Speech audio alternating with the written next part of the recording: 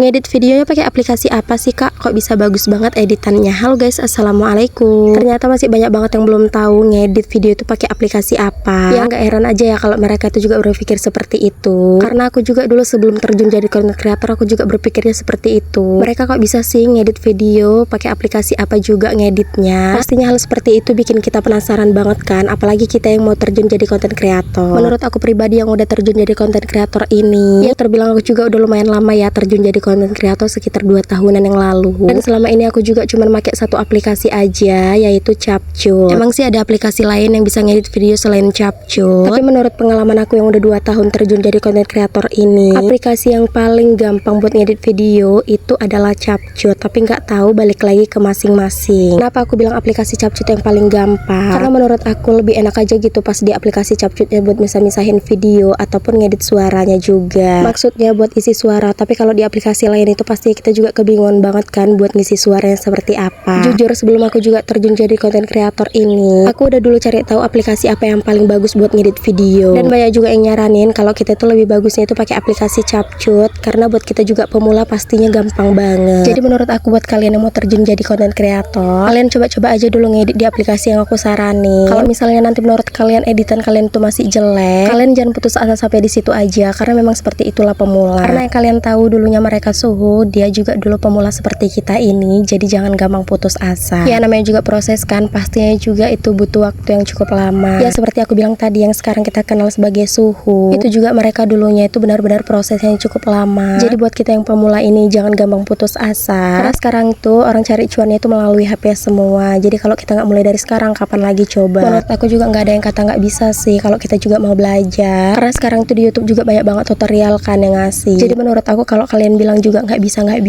itu sebenarnya bukan kalian yang nggak bisa, tapi kalian malas belajar aja. Tapi ya sudahlah ya, itu balik lagi ke diri masing-masing. Kalau kalian mau berpenghasilan sendiri dengan cara kalian, itu ya dengan cara seperti ini kita juga bisa ngurus rumah dan anak. Tapi beda cerita kalau misalnya kalian itu masih mau ngandalin suami, kalian scroll aja terus HP kalian sampai kalian itu bosan. Karena menurut aku kalau misalnya kita sebagai perempuan cari duit sendiri, itu bakalan beda banget sih sama duit yang dikasih suami setiap minggunya atau setiap bulannya. Karena kalau kita belanja pakai duit kita sendiri, itu pastinya kita juga leluasa nggak mikirkan apapun. Beda cerita kalau misalnya pakai duit suami, pasti kita juga banyak banget pikirannya kan. Tapi ya sudah lah ya, balik lagi ke konten aku. Hari ini tuh aku nyuci kainnya di tempat mandian ini aja. Berhubung air di tempat mandian ini juga jalan kan, karena tadi malam itu hujan. Makanya aku memutuskan buat nyuci sama mandi di sini aja, karena di sini tuh airnya juga jalan kan. Di sini tuh aku masih nyuci aja, karena di sini tuh aku nyuci masih lumayan siang gitu kan, makanya belum mandi. Kalau nyuci di sini tuh aku nggak berani lagi sore-sore, karena masih trauma banget soal yang kemarin itu pernah aku lihat.